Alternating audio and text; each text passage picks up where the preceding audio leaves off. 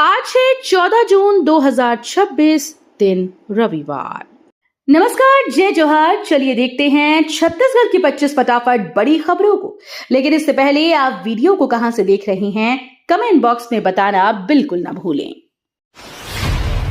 अगले 5 दिन अंधड़ और बारिश की चेतावनी, मौसम विभाग ने किया अलर्ट जारी। मौसम विभाग ने अगले 5 दिनों तक अंधड़ और बारिश की संभावना को लेकर चेतावनी जारी की है। कई इलाकों में तेज हवाएं, गरज चमक के साथ बारिश और कुछ स्थानों पर बिजली गिरने की आशंका जताई गई। विभाग ने लोगों को सतर्क रहने और खराब मौसम के दौरान सुरक्षित स्थानों पर रहने की सलाह दी। किसानों को भी फसलों की सुरक्षा के लिए जरूरी इंतजाम करने को कहा गया। मौसम में इस बदलाव से गर्मी से राहत मिलने की उम्मीद है। भीषण गर्मी के चलते छत्तीसगढ़ में 1 जुलाई से खुलेंगे स्कूल, छुट्टियां बढ़ी। छत्तीसगढ़ के विद्यार्थियों को भीषण गर्मी के बीच बड़ी राहत मिली। मुख्यमंत्री विष्णुदेव साय के निर्देश पर राज्य सरकार ने स्कूल्स की ग्रीष्मकालीन छुट्टियां बढ़ाने का फैसला लिया। प्रदेश के सभी सरकारी और निजी स्कूल 1 जुलाई से खुलेंगे। पहले स्कूल जून के मध्य में खुलने वाले थे, लेकिन लगातार बढ़ते तापमान और बच्चों के स्वास्थ्य को ध्यान में रखते हुए ये निर्णय लिया गया। मुख्यमंत्री कन्या विवाह योजना विवादों में लाभार्थियों ने नकली मंगलसूत्र देने का आरोप लगाया। मुख्यमंत्री कन्या विवाह योजना को लेकर नया विवाद सामने आया। योजना के तहत सामूहिक विवाह में शामिल कुछ नवविवाहित महिलाओं ने नकली मंगलसूत्र दिए जाने का आरोप लगाया। आरोपों के बाद मामले ने राजनीतिक रंग भी पकड़ लिया और योजना के क्रियान्वयन पर सवाल उठने लगे। लाभार्थियों का कहना है कि उन्हें दिए गए मंगलसूत्र की गुणवत्ता बेहद खराब है। वहीं प्रशासन ने मामले की जांच कराने और तथ्यों के आधार पर कार्रवाई का आश्वासन दिया। मिशन 2028 पर कांग्रेस का फोकस, आदिवासी वोट बैंक के लिए 12 प्रस्ताव। आगामी 2028 चुनाव को ध्यान में रखते हुए कांग्रेस ने आदिवासी वोट बैंक को साधने की रणनीति तेज कर दी। पार्टी की अहम बैठक में आदिवासी समुदाय से जुड़े मुद्दों पर चर्चा के बाद 12 महत्वपूर्ण प्रस्ताव पारित किए गए। इन प्रस्तावों में जल, जंगल, जमीन के अधिकार, शिक्षा, स्वास्थ्य और रोजगार जैसे विषयों को प्रमुखता दी गई। कांग्रेस का मानना है कि इन मुद्दों के जरिए आदिवासी क्षेत्रों में संगठन को मजबूत किया जा सकता है। एनआईटी रायपुर रजिस्ट्रार विवाद सुप्रीम कोर्ट पहुंचा, संविदा अधिकारियों के अधिकारों पर सुनवाई।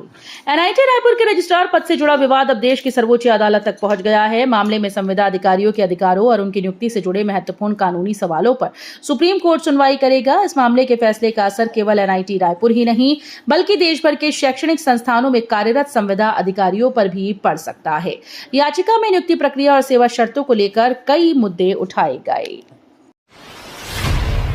छत्तीसगढ़ शराब घोटाले में ईडी की कार्रवाई, 1000 करोड़ से ज्यादा संपत्ति अटैच। छत्तीसगढ़ के चर्चित शराब घोटाले में प्रवर्तन निदेशालय यानी ईडी ने बड़ी कार्रवाई की है। एजेंसी ने कथित घोटाले से जुड़े मामले में 1000 करोड़ रुपए से अधिक मूल्य की संपत्तियां अटैच की। कार्रवाई के तहत गोवा स्थित एक लग्जरी होटल समेत कई अचल और चल संपत्तियों को जब्त किया गया। ईडी का आरोप है कि शराब कारोबार से जुड़े अवैध लेन देन के जरिए भारी आर्थिक अनियमितताएं हुई हैं। धमतरी के किसानों को पीएसीएस से मिलेगी ड्रोन स्प्रेयर सुविधा, खेती होगी आधुनिक। छत्तीसगढ़ के धमतरी जिले में किसानों को अब आधुनिक खेती की नई सुविधा मिलने जा रही है। प्राथमिक कृषि साख समितियों यानी पीएसीएस के माध्यम से ड्रोन स्प्रेयर उपलब्ध कराए जाएंगे। इस पहल से किसानों को कीटनाशक और उर्वरक का छिड़काव कम समय में, कम लागत पर और अधिक सटीक तरीके से करने में मदद मिलेगी। ड्रोन तकनीक के इस्तेमाल से श्रम की बचत होगी और फसलों की उत्पादकता बढ़ाने में सहायता मिलेगी। हैदराबाद इन्वेस्टर कनेक्ट में छत्तीसगढ़ चमका, सीएम साय ने निवेशकों को आमंत्रित किया। छत्तीसगढ़ तेजी से औद्योगिक विकास की नई पहचान बनकर उभर रहा है। हैदराबाद में आयोजित इन्वेस्टर कनेक्ट कार्यक्रम में बड़ी संख्या में उद्योगपतियों और निवेशकों ने भाग लिया। इस दौरान मुख्यमंत्री विष्णुदेव साय ने राज्य को विकसित भारत का ग्रोथ इंजन बताते हुए निवेशकों को छत्तीसगढ़ में उद्योग स्थापित करने का न्योता दिया। उन्होंने राज्य की उद्योग अनुकूल नीतियों, बेहतर बुनियादी ढांचे और संसाधनों की उपलब्धता को प्रमुख आकर्षण बताया। रायपुर में बाढ़ प्रबंधन की तैयारी तेज, नोडल अधिकारियों की जिम्मेदारी तय की गई। मानसून को देखते हुए रायपुर प्रशासन ने बाढ़ और जलभराव जैसी संभावित स्थितियों से निपटने की तैयारी तेज कर दी। इसके तहत विभिन्न विभागों में नोडल अधिकारियों की नियुक्तियां की गई, जो आपदा प्रबंधन और राहत कार्यों की निगरानी करेंगे। अधिकारियों को संवेदनशील क्षेत्रों पर विशेष नजर रखने, त्वरित कार्रवाई सुनिश्चित करने और विभागों के बीच बेहतर समन्वय बनाए रखने के निर्देश दिए गए। रायगढ़ में महिलाओं के लिए सिलाई प्रशिक्षण केंद्र शुरू, मुफ्त ट्रेनिंग से बढ़ेगी आत्मनिर्भरता। रायगढ़ जिले में महिलाओं को आत्मनिर्भर बनाने की दिशा में सिलाई प्रशिक्षण केंद्र की शुरुआत की गई। मुड़ा गांव और चितवाही की महिलाएं यहां निःशुल्क सिलाई प्रशिक्षण प्राप्त कर रही हैं। प्रशिक्षण के दौरान महिलाओं को सिलाई के विभिन्न कौशल सिखाए जा रहे हैं ताकि वे भविष्य में रोजगार या स्वरोजगार से जुड़ सकें। केंद्र में प्रशिक्षण लेने वाली महिलाओं को सिलाई किट और एप्रन वितरित किए गए हैं। सरकारी स्कूल में गायत्री मंत्र और सरस्वती वंदना अनिवार्य, कांग्रेस ने उठाए सवाल। छत्तीसगढ़ के सरकारी स्कूल में अब गायत्री मंत्र और सरस्वती वंदना का नियमित पाठ अनिवार्य किया गया। राज्य सरकार के इस फैसले को लेकर राजनीतिक बहस तेज हो गई। कांग्रेस ने इस निर्णय का विरोध करते हुए इसे आरएसएस के एजेंडे को लागू करने की कोशिश बताया। पार्टी का कहना है कि सरकारी शिक्षण संस्थानों में किसी विशेष धार्मिक परंपरा को बढ़ावा देना उचित नहीं है। बीजापुर में सीआरपीएफ की बड़ी कामयाबी, जंगलों से माओवादियों के 8 डंप बरामद। छत्तीसगढ़ के बीजापुर जिले में सीआरपीएफ को नक्सल विरोधी अभियान के दौरान बड़ी सफलता मिली। पीडिया क्षेत्र के एंड्री और हल्ला जंगलों में चलाए गए सर्च ऑपरेशन के दौरान जवानों ने माओवादियों के 8 डंप बरामद किए। इन डंपों से बड़ी मात्रा में दैनिक उपयोग का सामान, विस्फोटक सामग्री बनाने के उपकरण और अन्य जरूरी सामग्री मिली है। ऑनलाइन क्रिकेट सट्टा मामले में शेख मोहम्मद शहबाज को सुप्रीम कोर्ट से अंतरिम जमानत। ऑनलाइन क्रिकेट सट्टेबाजी से जुड़े मामले में आरोपी शेख मोहम्मद शहबाज को सुप्रीम कोर्ट से बड़ी राहत मिली। शीर्ष अदालत ने उन्हें अंतरिम जमानत देते हुए छत्तीसगढ़ सरकार को नोटिस जारी कर जवाब मांगा। शहबाज ने अपनी गिरफ्तारी और मामले से संबंधित कार्रवाई को चुनौती देते हुए याचिका दायर की थी। सुनवाई के दौरान सुप्रीम कोर्ट ने राज्य सरकार से पक्ष रखने को कहा है। केंद्र के 12 साल पूरे, रायपुर में सीएम साय और गिरिराज सिंह का कांग्रेस पर हमला। केंद्र सरकार के 12 साल पूरे होने पर रायपुर में आयोजित कार्यक्रम में मुख्यमंत्री विष्णुदेव साय और केंद्रीय मंत्री गिरिराज सिंह ने मोदी सरकार की उपलब्धियां गिनाई। दोनों नेताओं ने कहा कि देश में सड़क, रेल, डिजिटल सेवाओं और जन कल्याण योजनाओं के क्षेत्र में अभूतपूर्व विकास हुआ है। उन्होंने विपक्ष पर निशाना साधते हुए कहा कि जिन्हें विकास दिखाई नहीं देता उन्हें अपना चश्मा बदल लेना चाहिए। जशपुर को मिली रही सौगात, आजादी के बाद पहली बार दौड़ेगी ट्रेन।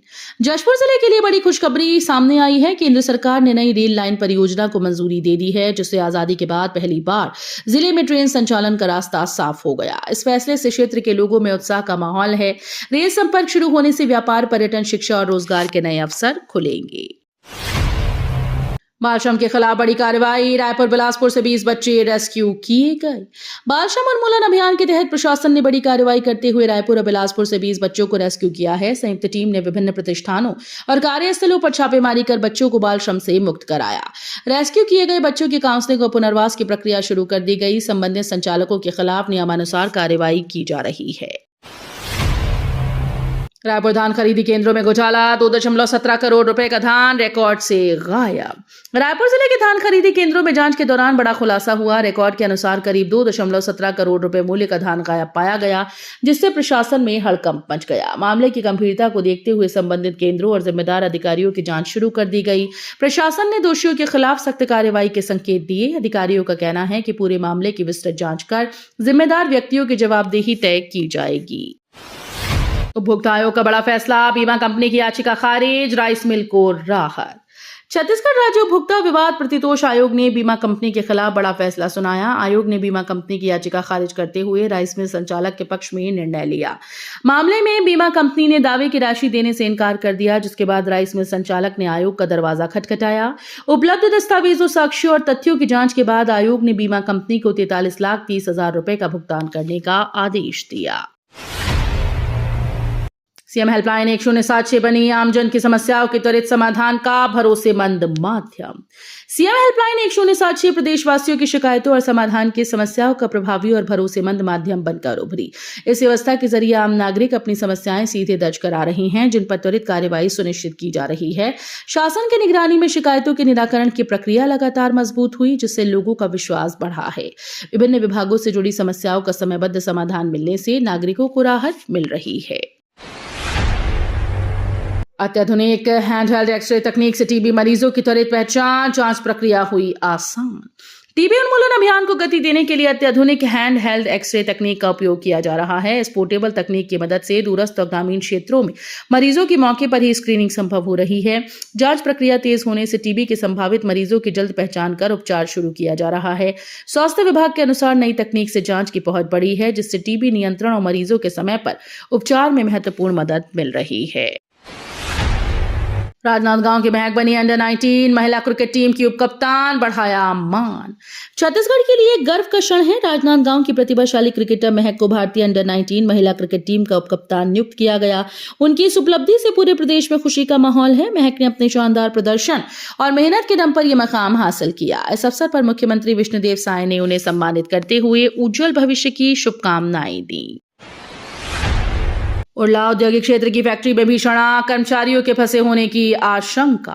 रायपुर के उरला औद्योगिक क्षेत्र में टायर से डामर बनाने वाली एक फैक्ट्री में भीषण आग लगने से हड़कंप मच गई। आग के बाद पूरे इलाके में धुएं का घना गुबार फैल गया, जिससे आसपास के लोगों में दहशत का माहौल है। प्रारंभिक जानकारी के अनुसार फैक्ट्री के भीतर कई कर्मचारियों के फंसे होने की आशंका जताई जा रही है। दमकल की कई गाड़ियां मौके पर पहुंचकर आग बुझाने और राहत बचाव कार्य में जुटी हैं।